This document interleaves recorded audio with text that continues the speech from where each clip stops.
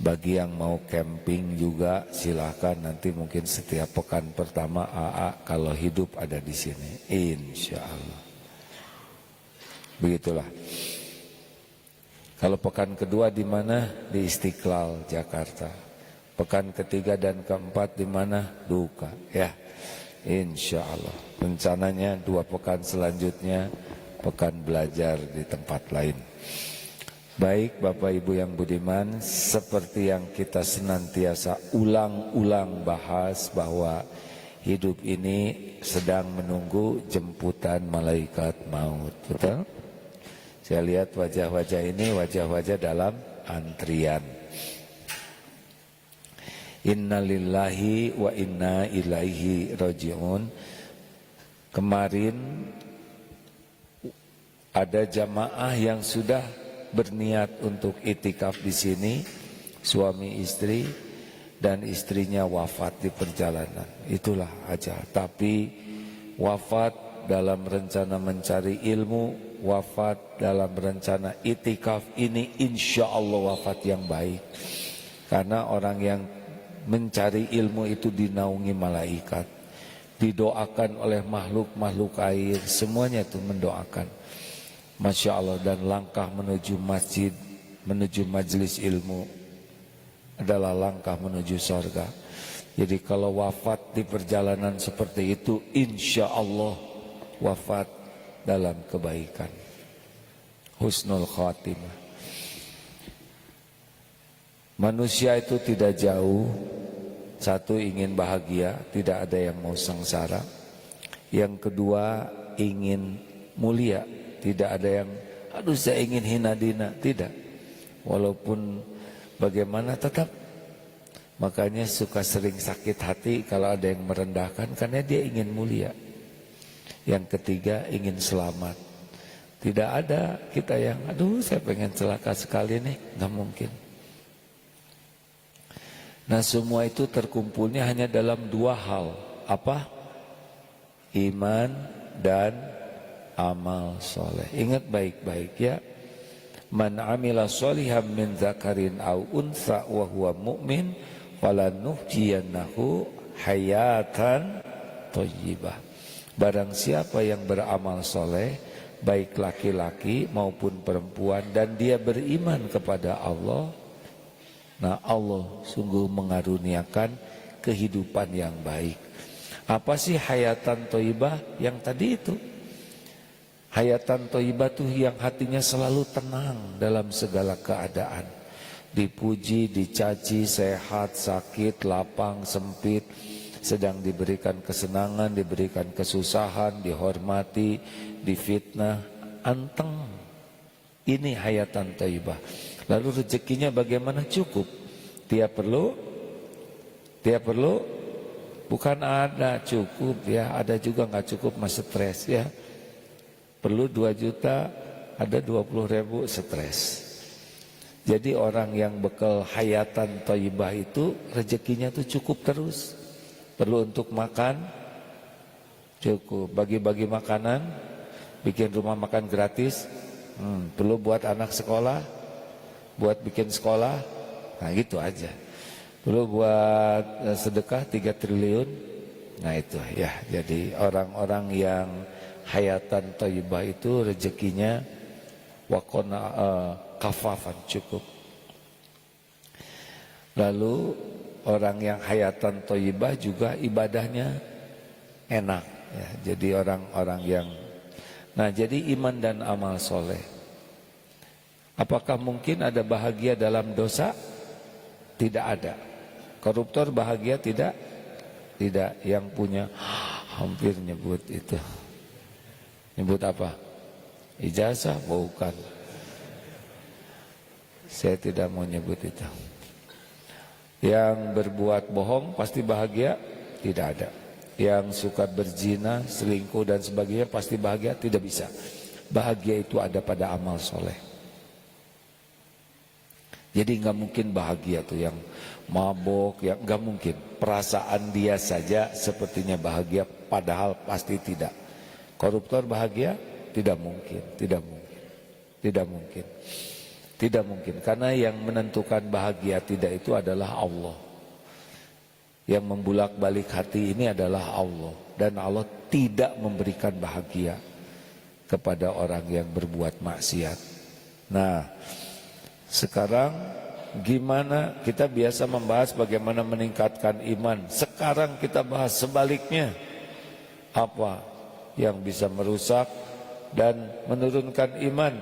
Karena al-imanu yazidu wala yanqus. Iman itu bertambah dan berkurang. Jadi iman itu bisa naik, bisa turun. Apa indikasinya kalau iman naik? Ya tenang tadi. Kalau iman turun, GTA, galau tiada akhir, liwe, liur wae. Bacem, banyak cemas, cemus, cemas terus menerus. Ini karangan sesuka saya ya, jangan protes ya. Saudara boleh tidak tidak setuju.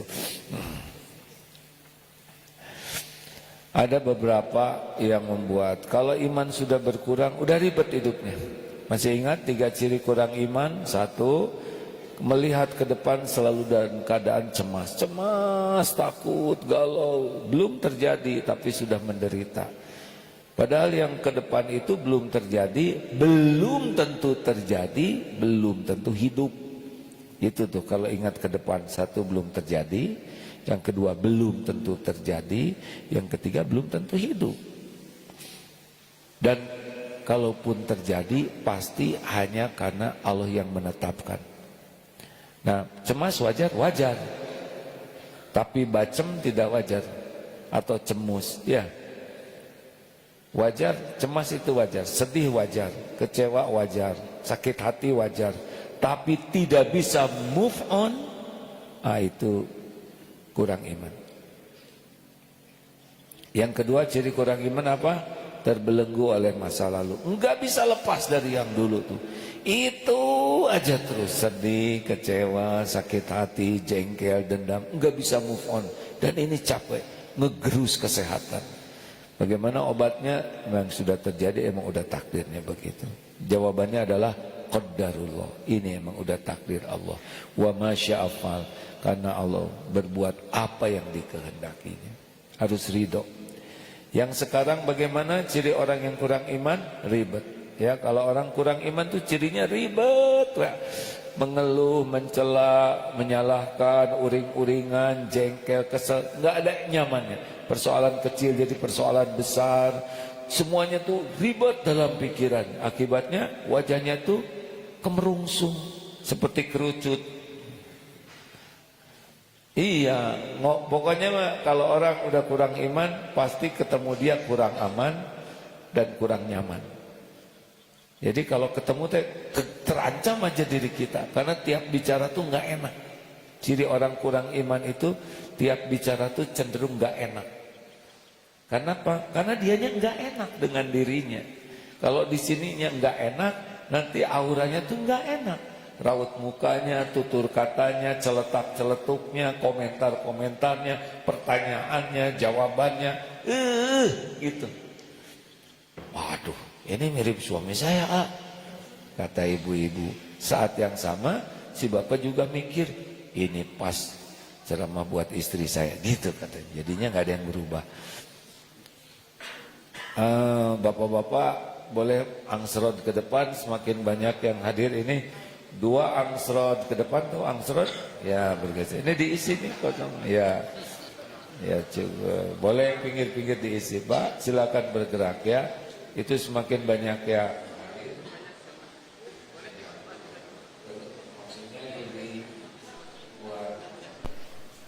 Silakan. Pokoknya kalau ada tempat kosong di depannya, ingat aja ini tempat orang lain.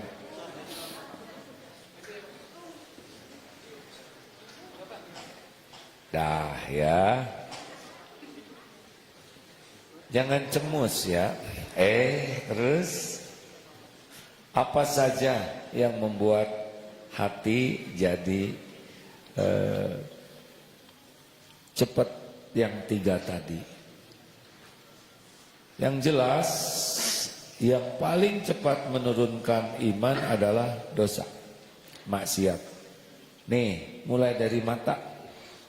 Hati-hati ya, karena dari mata turun ke hati. Jadi mulai awal diantaranya ya, ini tidak diurutkan sesuai, tapi mana yang bisa saja. Bapak Ibu, siapapun yang tidak jaga pandangannya, hampir dapat dipastikan tidak bisa jaga hatinya. Karena apa yang kita lihat itu ngefek ke hati itu. Sangat berefek. Medsos, teknologi itu sudah takdir Allah sekarang. Kita hidup di zaman teknologi seperti ini. Semua ini bisa adalah ujian. Teknologi ini adalah amanah dari Allah. Dengan teknologi kita bisa meningkatkan iman, dengan teknologi bisa rusak iman. Mana yang lebih mudah, lihat HP, lihat teknologi meningkatkan iman atau merusak iman? Mana yang lebih mudah? Merusak. Kenapa? Karena ada nafsu. Innan nafsa la'ammaratun bisu. Sesungguhnya nafsu itu ngajaknya berbuat jelek. Jujur, buka HP ini lebih banyak buka yang manfaat atau yang sia-sia? Jawab. Yang sia-sia atau yang jadi dosa? Dosa, Pak. Beneran. Nafsu itu enggak suka lihat Quran di HP itu. Bismillahirrahmanirrahim. Skip langsung eta. Baru aja kelihatan ayat huruf Arab gitu.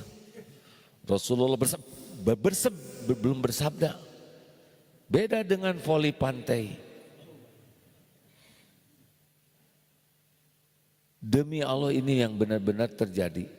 Kita punya nafsu, setan membisiki, ini sarana. Jadi kalau ada yang nanya, kenapa ya kok iman saya kurang menguat? Tanya, seberapa banyak mata kita tidak dijaga. Ini serius hadirin, ini sangat-sangat serius. Orang tidak bisa jaga pandangan, gak akan bisa jaga hati. Karena pandangan itu berpengaruh sekali terhadap hati kita. Betul? Nah, tolonglah aki-aki jaga pandangannya. Ibu jangan gitu Bu. Lelaki, please. Olahraga itu mungkin badan sehat tapi hati jadi rusak.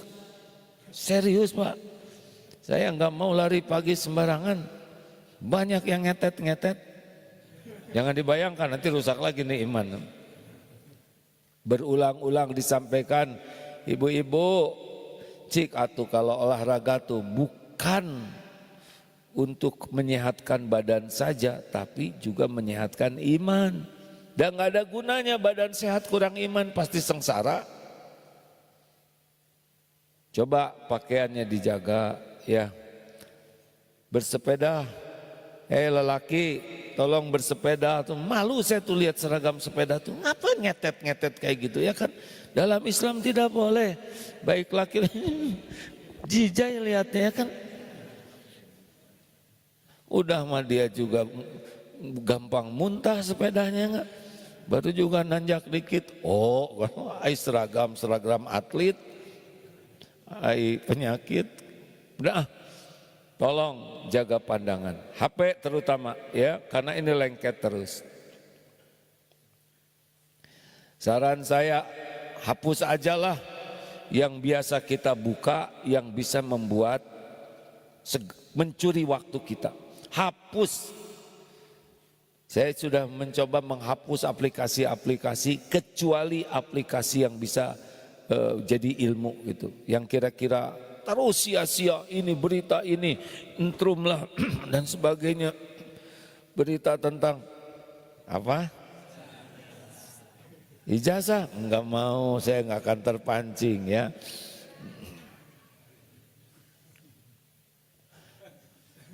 Pokoknya mah yang kira-kira enggak manfaat dah. Ibu-ibu juga jangan lihat online terus. Nanti ibu lebih menanti paket daripada menanti rahmat Allah.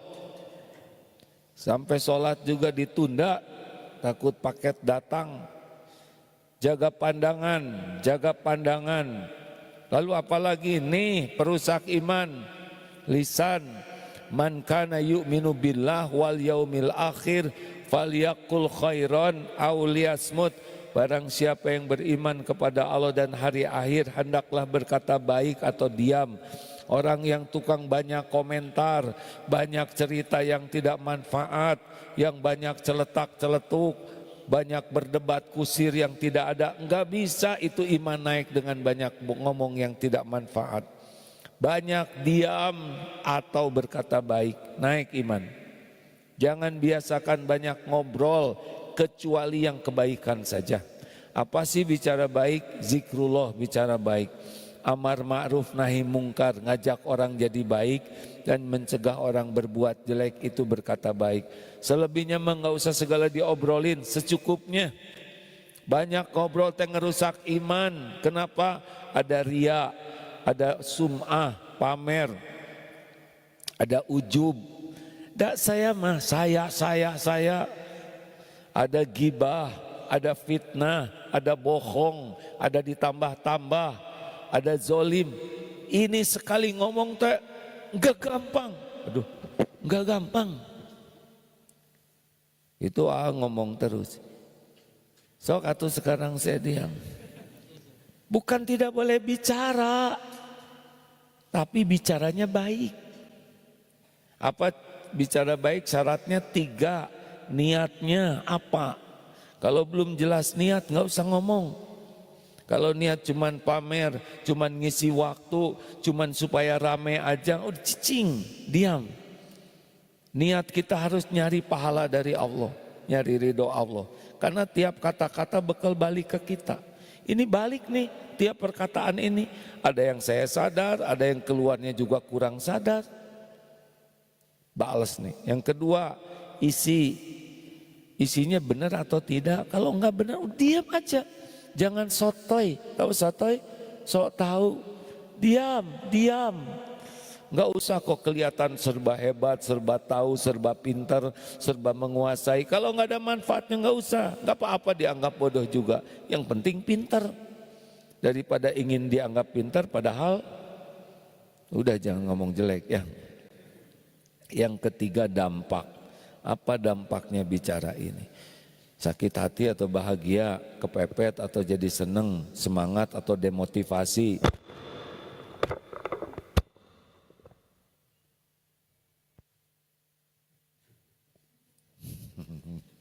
Nggak bicara tapi telunjuk bicara.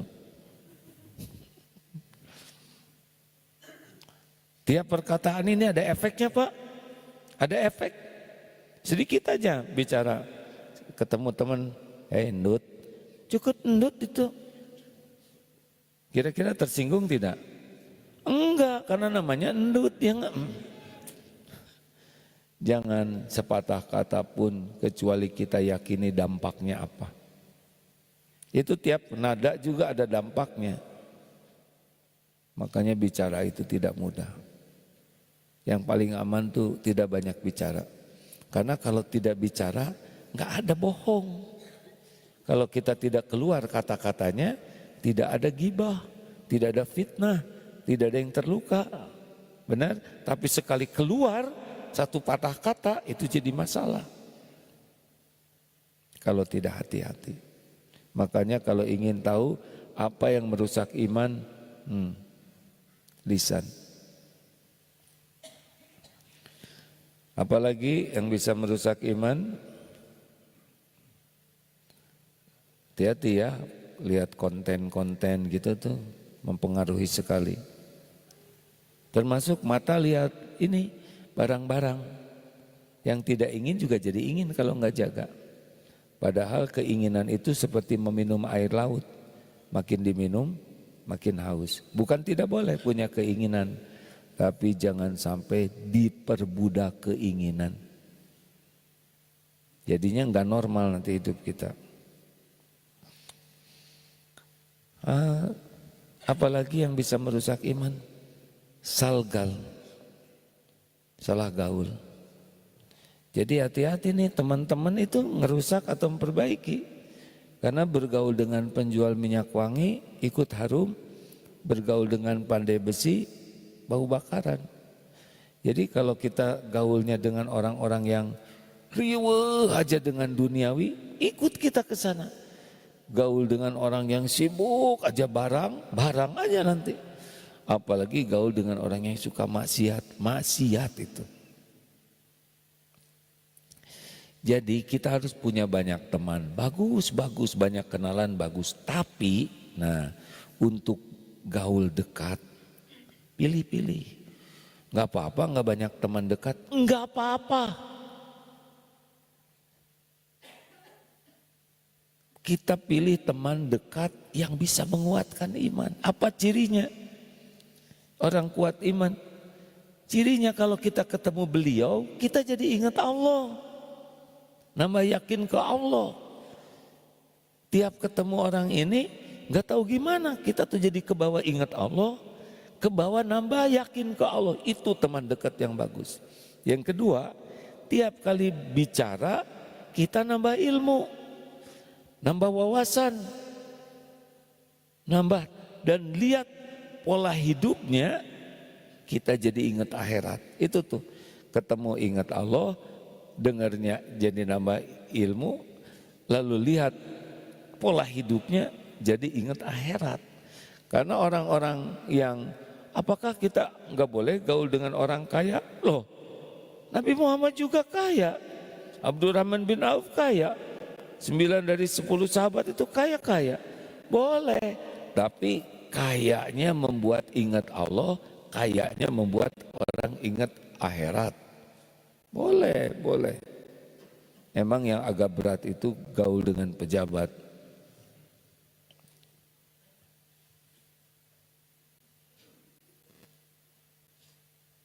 Yang punya saudara pejabat nggak usah nebek ya. Apa nebek, nebeng beken. Meni kemana-mana disebut-sebut, tapi giliran udah dikasih rompi, dia langsung hapus. Dahlah, tidak penting dekat dengan pejabat, semua nikmat itu datang dari Allah.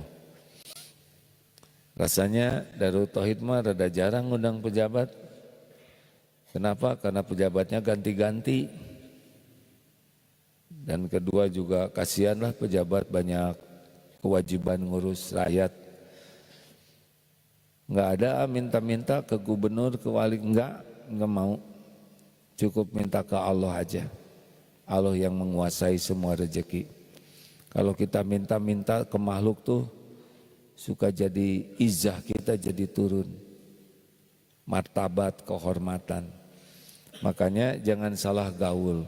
Bukan tidak boleh gaul dengan pejabat, silahkan. Tapi niatnya adalah bukan untuk nebeng beken. Tapi kalau mau dakwah di sana. Jadi hati-hati salah gaul, ibu-ibu. Jangan salah gaul ya. Lanjut. Apalagi yang suka membuat orang turun iman. Nah, tadi jaga mata, jaga mulut, jaga pergaulan, termasuk makanan, minuman. Itu juga bisa merusak. Sok yang mabok kuat iman tidak? Tidak. Yang rewok juga ya, yang menggiling terus, pikirannya tuh lebih kepada makanan terus. Kita tuh makan sesudah lapar, berhenti makan sebelum kenyang. Jangan diperbudak oleh nafsu perut. Kalau kita makan banyak, rada susah tuh. Orang yang makannya pengen enak terus, hatinya cenderung kurang empati kepada yang susah. Nanti kalau punya medsos, kecuali yang bagian review makanan, udah nggak usah segala ditayangkan ya. Ini makanan enak potret, itu kasihan yang lihat, nggak semuanya punya uang buat beli, betul tidak? Oh lanjut, yang punya medsos, rakon, tahu rakon? Raja konten atau ratu konten, hati-hati itu bisa merusak iman itu.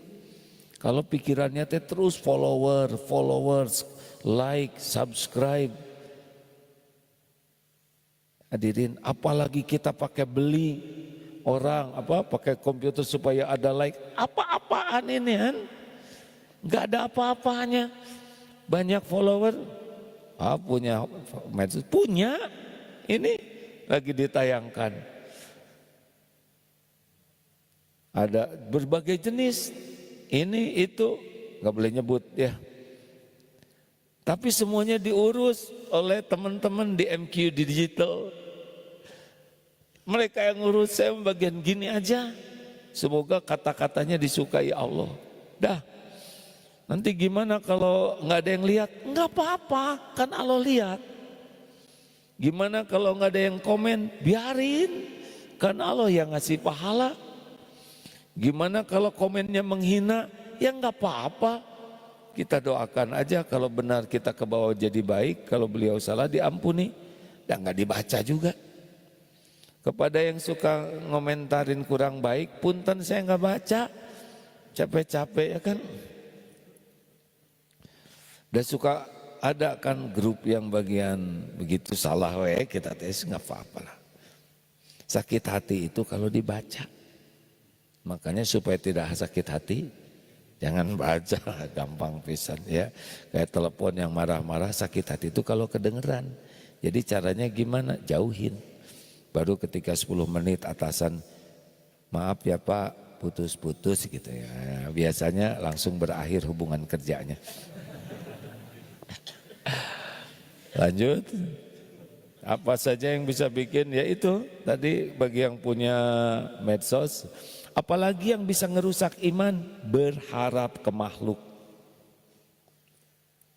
Jadi bersandar ke gaji, bersandar ke usaha, bersandar ke suami, bersandar ke warisan. Pokoknya makin kuat kita bersandar kepada selain Allah, makin rusak iman kita. Allah yang punya segala-galanya kan. Rezeki itu Allah yang ngatur, kapan datangnya, di mana, berapa jumlahnya, bagaimana caranya, Allah. Bisa lewat suami, lewat istri, lewat anak. Bapak, Ibu tahu nggak yang umroh itu sebagian besar nggak bayar loh Pak, beneran. Sebagian besar itu nggak bayar sendiri, secara syariatnya. Insya Allah bulan Agustus berangkat 14 bis. Insya Allah. Yang bayar sendiri berapa coba? Mungkin 10% Pak. Dari sekian ratus itu berapa, 14 itu berapa banyak ya. Syariatnya ada yang dibayarin suaminya. Kenapa ketawa? Ini kan benar hadirin. Ada yang dibayarin istrinya. Yung pakai itu tobat, saya bayarin katanya gitu. Dibayarin orang tua, dibayarin mertua, dibayarin anak, dibayarin mantu, dibayarin kantor. Ada yang udah daftar sakit, udah kamu aja yang pergi. Ada beragam jalan. Ada seorang hamba Allah sekali ngongkosin 30. Betulan Pak. Jadi ada pelatih fitness yang gara-gara berangkat umroh. Bahkan ada nih bapak-bapak sakit, besok juga ngirim banyak orang. Beliau lagi sakit mau dioperasi. Suster, udah pernah umroh? Belum? Umroh ya? Nggak kepikir-pikir. Lagi duduk nungguin katanya lewat. Bapak udah pernah ke Mekah? Belum? Udah Bapak berangkat. Allah yang ngundang. Makanya banyak berharap ke makhluk itu mengurangi iman. Stop. Percayalah Pak. Gaji mau turun naik kalem saja. Ada Allah yang penguasa langit dan bumi. Dah, jangan banyak berharap.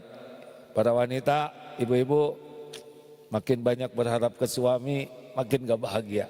Suami ibu makhluk yang tidak bisa diharapkan, percayalah ya. Punten ya Pak ya, jangan emosi Pak ya. Boro-boro ngebahagiakan istri, mereka juga susah bahagia ya kan? Udah tenang aja Pak, tenang aja ya. Makanya kalau ingin kuat iman, kurangi berharap ke makhluk. Berharap dalam bentuk apapun. Ingin dipuji, ingin dihargai, ingin diterima kasihi, termasuk ingin dicintai, gak bisa ngebulak balik hati orang. Allah yang ngebulak-balik hati. Apalagi yang bisa ngerusak iman? Kurang mentadaburi, bukan Al-Quran, nanti Al-Quran belakangan. Kurang mentadaburi kejadian. Jadi sebetulnya kan tiap kejadian itu terjadi dengan izin Allah, baik nikmat maupun musibah. Setiap nikmat harusnya kita masuk ke makom syukur. Ketika diuji kita masuk ke makom sabar. Aduh, saya sakit, aduh ini nggak kuat, ini flu tuh nggak sembuh-sembuh, saya pening sekali. Nah, ini kurang iman nantinya Pak. Sehatnya bertahun-tahun sehat, gigi ini bertahun-tahun sehat. Suatu saat ditakdirkan sakit gigi, atulah jangan rewel. Aduh. Oh, serasa belah kepala, enggak mungkin. Kalau belah pasti enggak ngomong. Ini serius hadirin. Orang yang suka banyak mengeluh, berkeluh kesah, pamer penderitaan, enggak sabar, enggak bisa naik iman. Naik iman itu kalau sabar. Tahan aja. Masa sehat segitu lamanya, dikasih sakit dikit, itu juga sakit buat penggugur dosa, rewel. Ada tetangga yang menghina, sakit, apa-apaan, pakai sakit-sakitan, perih. Tahu tidak sakit hati itu karena apa? Karena enggak jujur melihat dirinya sendiri. Kalau kita sadar kita ini orang berlumur dosa, omongan orang tuh enggak ada apa-apanya. Penghinaan orang tuh. Kenapa kita sakit hati? Karena pengen dihormati. Kalau itu udah hilang dari diri kita, anteng hidup ini. Makanya kalau nanti lagi diuji, pengen kuat iman, sabar. Gak usah rewel, gak usah berkeluh kesah. Jangan posting penderitaan. Ada penelitian yang gak jelas siapa yang menelitinya. Kalau kita posting penderitaan katanya 80% gak peduli. 16% gembira lihat kita menderita. Sisanya 4% nek. Selesai 100% gagal total. Mau ngapain juga kita pamer penderitaan. Gak akan ada yang bisa nolong selain Allah. Gak. Orang pamer penderitaan itu akan merusak imannya. Jalanin saja. HHN apa? Hadapi, hayati, nikmati, jalanin aja hidup ini kayak air mengalir aja terus. Ngalir aja. Show must go on. Apa artinya? Mengalir ya. Benar gitu? Om kan udah agak lama itu. Aku kan udah lama hidup ini. Udah banyak yang hamba jalanin. Udah banyak Pak. Mau dibulak-balik mikir juga pusing sendiri. Mendingan ngalir. Semua ujian udah diukur oleh Allah. Ada waktunya. Sudah diukur oleh Allah. Dan untuk kebaikan kita. Dosa kita tuh banyak. Sholat kita penggugur dosa enggak bisa ngegugurin kecuali dikit. Sedekah kita pelit enggak bisa ngapus karena dikit. Seperti api unggun ya. Atau kebakaran rumah disiram pakai 1 sendok kecil. Sendok gitu. Itu kan sedekah kita kayak gitu. Dosa melimpah ruah sedekah 2.000. Gitu. Allah sayang kepada kita. Jelebet, dihina, difitnah, sakit, bangkrut, kejedut, digigit, gogog, apa aja itu izin Allah semuanya untuk kebaikan kita, penggugur dosa. Gak usah rewel, punya dosa tidak, mau digugurkan oleh Allah, mau dihapuskan dosanya, yaitu lewat orang yang menghina, yang marah, yang memfitnah, yang nyolong. Itu semua izin Allah. Itu semua baik bagi kita. Penggugur dosa, penambah pahala. Gak usah diladenin dengan sikap yang sama. Jelas Pak? Jadi kalau istri marah-marah sama suami bagaimana? Diam justru jadi masalah, kenapa diam aja? Kok salah terus ya? Ya emang. Semuanya izin Allah Pak. Sabar ya, nggak usah banyak ngadu kemana-mana. Di statusnya tolong, ya Allah, hanya Engkau lah yang maha penyayang makhluk. Tahu-tahu damai dia. Habis posting tuh, dia sendiri udah akur. Yang baca posting, wah ini pasti berantem katanya. Jadi fitnah. Dia lupa menghapus postingannya. Udahlah, jalanin aja. Kalau dikasih nikmat syukur. Karena dikasih nikmat tidak disyukuri ngerusak iman. Wah anaknya bagus Bu lulusnya. Siapa dulu dong orang tuanya. Padahal orang tuanya enggak jelas tuh. Enggak jelas apanya. Ijazahnya. Jangan merusak iman saya Pak. Ini saya diganggu terus ini oleh kelompok ijazah ini. Diam ya. Ada lagi yang bisa merusak iman, jarang datang ke majelis ilmu, terutama yang mengkaji tauhid. Pokoknya orang kalau udah jarang ke majelis ilmu seperti HP nggak dicas, hang langsung. Nggak bisa. Pupuk iman itu ilmu, pemandu amal itu ilmu. Orang tidak belajar agama pasti ngarang hidupnya. Ngarang Pak, ngarang itu mumet. Silakan Bapak sekarang cari alamat misalkan di suatu perumahan yang tidak jelas alamatnya. Pergi ke sana stres sepanjang jalan. Silakan masuk ke hutan, tidak ada pemandu, stres sepanjang jalan. Agama itu adalah panduan hidup. Makanya maaf ya, kalau kita lihat sekarang, wah banyak ini pejabat ini, profesi ini, itu termasuk, berbagai udah dididik, dilatih, nggak bisa. Kalau dia nggak belajar agama dengan benar, kalau dia nggak belajar tauhid, dia nggak akan takut ke Allah. Yang bikin orang kerem dari perbuatan maksiat itu adalah takut ke Allah. Makanya berbahagialah ibu-ibu kalau punya suami takut ke Allah. Hati-hati ibu-ibu kalau punya suami takut ke ibu. Kalau takut ke ibu baiknya cuma di depan engkau. Tapi suami takut ke Allah, udah di mana-mana dia nggak akan jaga diri. Nggak ada Pak yang bisa ngerem orang begitu pakem dari korupsi, dari perbuatan tercela, kecuali iman. Kalau orang udah yakin semua dilihat Allah dan semua ada balasannya, enggak mau tuh berbuat dosa tuh. Walaupun tidak mungkin kita 100% tanpa dosa ya. Nah pintunya adalah belajar agama. Jadi kalau pelatihan, pendidikan, sekolah, apa dididik ini, dididik itu, otot kawat, balung besi, leher beton, urat kabel, wajah asbes. Tapi hatinya nggak dikuatin iman, itu badan kuat itu bisa zolim Pak. Nah lihat, senang belajar agama enggak? Belajarnya diawali belajar tentang Allah enggak? Itu ada orang senang ke pengajian, malah dia bagian ceramah, tapi kenapa kok kelakuannya kayak gitu?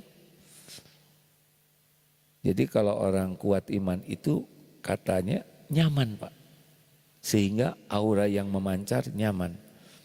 Tapi orang itu ngomongnya tuh gak enak terus padahal dia pakai dalil, mungkin hatinya tidak nyaman. Kalau di sini tidak nyaman, nanti dalil Quran, hadis itu hanya digunakan untuk memfasilitasi ketidaknyamanannya. Kalau dia sebel tembak pakai dalil, ya enggak?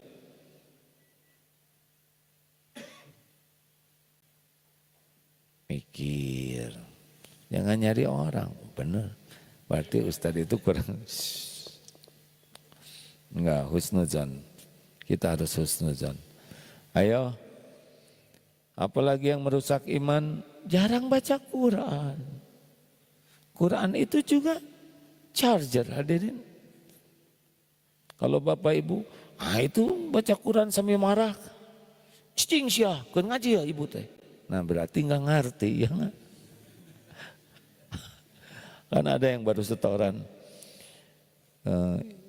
Ya ayyuhalladzina amanu ijtanibu katsiran minadh-dhanni inna ba'dadh-dhanni ismun wa la tajassasu wa la yaghtab ba'dukum ba'dha ayuhibbu ahadukum an yakula lahma akhihi maitan fakarihtumuh wattaqullaha innallaha tawwabur rahim ya ayyuhan nas. Surat apa? Al-Hujurat. Bagaimana Ustazah barusan? Ibu udah lancar, udah hafal. Hujurat 11, 12, ibu sudah lancar. Alhamdulillah. Ustazah, hati-hati ya. Ini rahasia. Itu ya, tetangga Ustazah itu suka ngomongin orang. Dia itu niatnya jelek terus Ustazah. Ke Ustazah tuh kayaknya sebel dia tuh. Ustazah tahu nggak dia kalau bawa tas itu tas mertuanya. Barusan setoran itu hadirin. Wahai orang yang beriman jauhi prasangka. Karena sebagian prasangka itu dosa. Jangan nyari-nyari aib orang. Dan jangan gibah baru setoran. Langsung itu praktek ya nggak? Berburuk sangka, nyari-nyari aib. Kenapa? Karena tidak paham. Mari kita baca Quran. Baca Quran bagus-bagus. Tidak mengerti bagus-bagus. Kalau niatnya ikhlas dapat pahala. Satu huruf, satu kebaikan dikali 10. Jadi bismillahirrahmanirrahim 190 kebaikan kalau ikhlas. Al-Baqarah 2 juz 4 lembar 286 ayat, 25.500 huruf. Berarti kalau baca Al-Baqarah dengan ikhlas dan benar dapat 250.500 seperempat juta kebaikan. Makanya orang yang baca Al-Baqarah dengan ikhlas berkahlah ya. Dia sekali baca sejam sampai sejam seperempat melakukan seperempat juta kebaikan. Gimana doanya nggak diijabah? Sihir juga nggak mempan, jin juga lari. Tapi panjang, udah nggak usah baca. Pakai tapi wah ya nggak. Ada nggak yang lebih pendek? Ada. Al-Ikhlas sepertiga Quran. Yes, ya sudah sok. Benar sepertiga Quran itu. Ya kalau nggak ngemodal ya nggak apa-apa ya. Lanjut, baca Quran, nggak ada hari tanpa Quran, nggak bisa, nggak mungkin. Allah sekarang udah menyiapkan Quran di tangan kita. Ini zaman tiap orang punya Quran. Demi Allah sudah memudahkan Quran ada di tangan ini. Dibaca enggak? Segala dibaca, segala dilihat. Kenapa Quran? Enggak.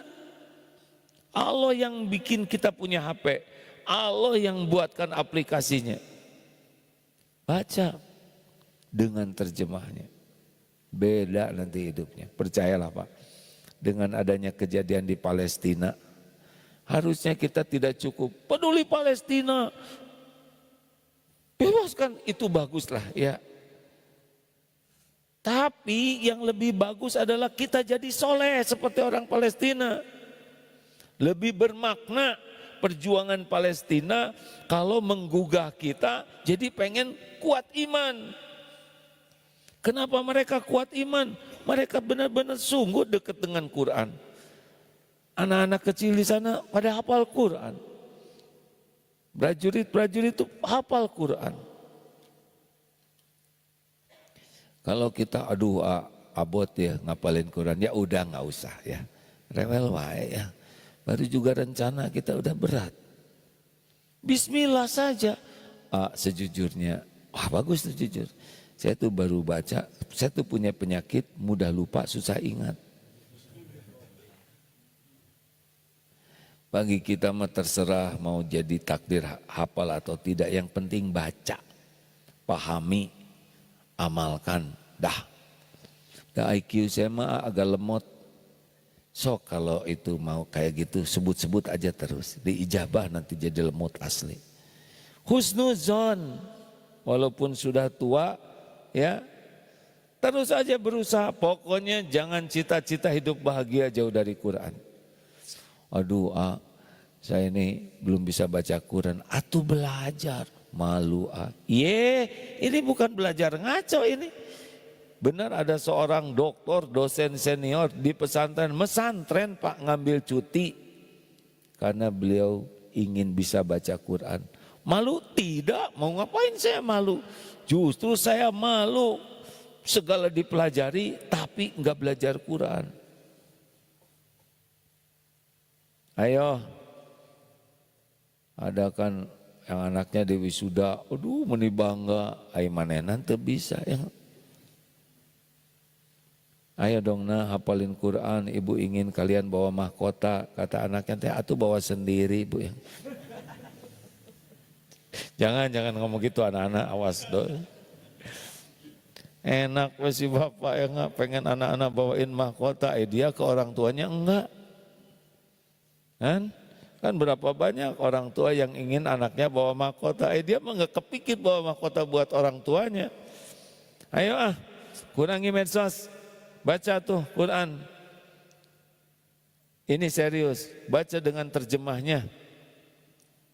Orang-orang non-Islam yang lihat Palestina tergerak beli Quran terjemahnya. Mantap Pak, mereka jadi kenal Allah. Apalagi yang bisa ngerusak iman. Taraka masjid. Ini masjid itu charger. Asli Pak. Ada katanya seorang pejabat yang anti sekali kegiatan di masjid. Nggak bisa dapat hidayah, padahal dia lelaki. Kalau ke masjidnya udah nggak pernah, susah. Ini rumah Allah ini. Salah satu yang membuat orang lemah iman teh jarang ke masjid. Pernah dengar lelaki solehah? Pernah dengar tidak? Nggak mungkin lelaki solehah. Masa ada lelaki soleha? Apa cing lelaki soleha? Yang sholatnya di rumah terus? Bukan, itu kedul namanya. Pak nggak bisa. Kita untung di Indonesia ini dimudahkan masjid. Waktu di Jepang Pak, di Hokkaido, di kota Sapporo, waktu ke sana 2 kali saya ke sana teh, itu orang semangat ke masjidnya luar biasa. Badai salju Pak, dalam itu -8 tapi feels rasanya -14. Gini aja lah Bapak masukin aja kepalanya ke freezer gitu. Dingin, salju tebal segini, naik sepeda susah, jalan aja susah. Subuh pada ke masjid Pak, termasuk mu'alaf. Ada seorang mu'alaf yang dia nyetir dalam keadaan berat juga ngejemputin orang Islam supaya ke masjid. Pulang pergi tiap hari untuk subuh dan isya ya, karena siang dia ngantor. Ke masjid, ya masuk segia segernya ya enggak. Makanya udahlah nggak usah cerita pengen hidup bahagia. Allah dekatkan dengan masjid, tidak mau ke masjid. Insya Allah hari ini sore saya ke Perth, ke Australia, ke Masjid Darut Tauhid di sana. Bapak kalau lihat ya di Masjid Darut Tauhid di Perth itu Pak, di masjid yang Allah amanahkan ke DT, itu ramai Pak. Saf-saf tuh panjang, banyak. Dan pergi ke masjid itu pakai mobil semuanya. 10 menit, 15, artinya 10 kilo Pak. Artinya rumahnya sekitar di Cimahi baru ke sini. Nggak ada yang dekat-dekat. Karena di sana kan jauh-jauh, 5 menit, 10 menit itu kali kilo. Kalau 1 menit 1 kilo, berapa 10 kilo tuh. Ngumpul, makanya Kalau udah tahu fadilah keutamaan masjid tuh, ingin kuat iman, udah ke masjid. Tapi di masjidnya bukan lihat yang enggak. Yang menikah masjid ya liar dia Imam. Loba urusan katanya. Yang di masjidnya juga diam teh kene terus.